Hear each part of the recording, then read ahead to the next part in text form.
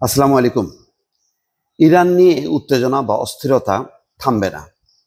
এখন চলতে থাকবে ছায়াযুদ্ধ। এর কিছুদিন আগে যেটা সরাসরি যুদ্ধ হলো, যে যুদ্ধে ইসরায়েল এবং মার্কিন যুক্তরাষ্ট্র সামিল হলো। এখন আপাতত সেই 12 দিনের খুব ঘটনাবহুল যুদ্ধ শেষ হলেও ছায়াযুদ্ধ কিন্তু চলতেই থাকবে। এর মূল কারণ হচ্ছে ইরান একটা মুসলিম দেশ।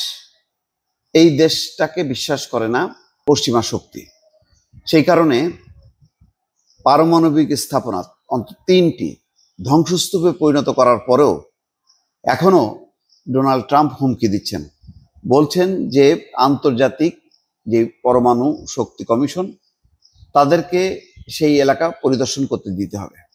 অর্থাৎ তারা নিশ্চিত হবে যে হ্যাঁ, এই কর্মসূচি শেষ হয়ে গেছে, ধ্বংস হয়ে গেছে। ডোনাল্ড ট্রাম্প মুখে মুখে বলছেন যদিও ধ্বংস হয়ে গেছে, কিন্তু আন্তর্জাতিক পরমাণু শক্তি কমিশন, পশ্চিমা মিডিয়া, গোয়েন্দা সংস্থা, তারা সবাই বলছে যে এটা নিশ্চিত না যে ইউরেনিয়াম ধ্বংস হয়ে গেছে। যদি ধ্বংস হতো তাহলে তেজস্ক্রিয়তার প্রমাণ পাওয়া যেত, অর্থাৎ ছড়িয়ে পড়তো, তার কিছু আলামত তারা পেত। কিন্তু যেহেতু আলামত পাচ্ছে না, সুতরাং আন্তর্জাতিক পরমাণু যেই কমিশন, তারা পরিদর্শন করতে চায়।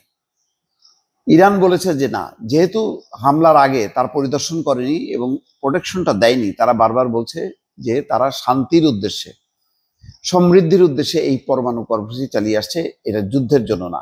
তো সেই কথা বিশ্বাস করেনি এবং ভিয়েনায় বৈঠকও হয়েছে। সেই বৈঠকে ইরানকে বরং পরোক্ষভাবে দোষারোপ করা হয়েছে। আমেরিকার সাথে আলোচনা কেন করছে না, কেন চুক্তিতে সই করছে না। সুতরাং যেহেতু পশ্চিমাদের সেই পরমাণু শক্তি কমিশন বা সংস্থা, তারা বিমাতা সুলভ আচরণ করছে এবং আমেরিকা ইসরায়েল যা বলছে সেটাকেই ফলো করছে। সুতরাং এখন ইরান মনে করে যে এই সংস্থা আসলে ওই পশ্চিমাদেরই একটা প্রতিষ্ঠান, এরা নিরপেক্ষ না, এরা সঠিক কোনো সিদ্ধান্ত নিতে পারবে না। সুতরাং সেখান থেকে বেরিয়ে আসছে। এখন তারা বলছে যেহেতু তারা তাদের সদস্য না বা সেই অবস্থান থেকে তারা চলে এসছে, সুতরাং এখন আর ওই কমিশনের বা ওই আন্তর্জাতিক সংস্থার কোনো অধিকার নেই ইরানের মাটিতে এসে তারা সরেজমিনে পরীক্ষা নিরীক্ষা করবে যে পারমাণবিক কর্মসূচি কোন পর্যায়ে আছে।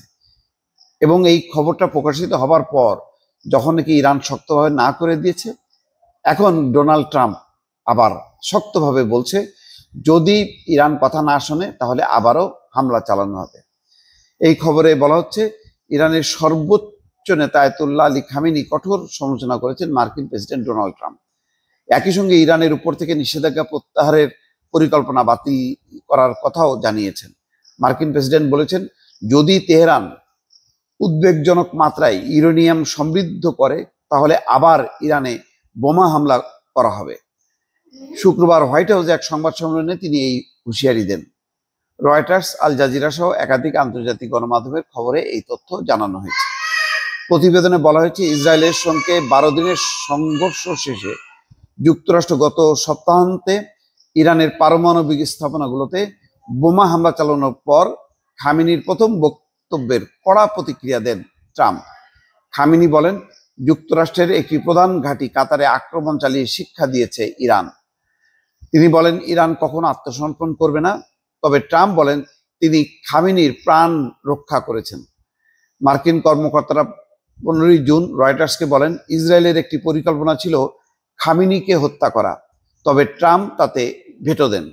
নিজের সামাজিক যোগাযোগ মাধ্যম সোশ্যাল ট্রুথের ট্রাম্প জানান ইরানের 3টি গুরুত্বপূর্ণ পারমাণবিক স্থাপনায় যুক্তরাষ্ট্র এবং ইসরায়েল একসঙ্গে হামলা চালায়, এতে ওইসব কেন্দ্র মারাত্মকভাবে ক্ষতিগ্রস্ত হয়েছে। তিনি বলেন খামেনি কোথায় লুকিয়েছিলেন তাও তাদের জানা ছিল, তবে ইসরায়েল এবং যুক্তরাষ্ট্র কেউই খামেনিকে হত্যা করেনি। ট্রাম্প লেখেন আমি তাকে এক ভয়ঙ্কর এবং লজ্জাজনক মৃত্যু থেকে রক্ষা করেছি। মার্কিন প্রেসিডেন্ট বলেন সম্প্রতি ইরানের উপর নিষেধাজ্ঞা তুলে নেওয়ার বিষয়ে কাজ করছিলেন যাতে দেশটি দ্রুত ঘুরে দাঁড়াতে পারে, তবে এখন তিনি সেই প্রচেষ্টা বন্ধ করে দিয়েছেন। তিনি লেখেন আমি যখন ঘৃণা, রাগ, বিরক্তির একটি বিবৃতি পেলাম তখনই নিষেধাজ্ঞা প্রত্যাহার সহ সব কাজ বন্ধ করে দিলাম। হোয়াইট হাউসের এক সংবাদ সম্মেলনে ট্রাম্প বলেন ভবিষ্যতে প্রয়োজনে আবার ইরানের পারমাণবিক স্থাপনায় হামলা চালানো হতে পারে কিনা এমন প্রশ্নের জবাবে তিনি বলেন নিশ্চয়ই প্রশ্নই আসে না, অবশ্যই হতে পারে।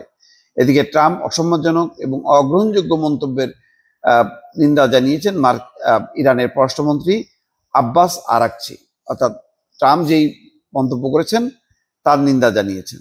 শনিবার ভোরে এক্সে এক পোস্টে ইরানের পররাষ্ট্রমন্ত্রী বলেন, যদি প্রেসিডেন্ট ট্রাম্প সত্যি চুক্তি চান তাহলে তাকে ইরানের সর্বোচ্চ নেতা আয়াতুল্লাহ আলী খামেনির প্রতি সম্মানজনক এবং অগ্রহণযোগ্য ভাষা পরিহার করতে হবে এবং তার কোটি অনুসারীর হৃদয় বিদারক অনুভূতিতে আঘাত করা বন্ধ করতে হবে।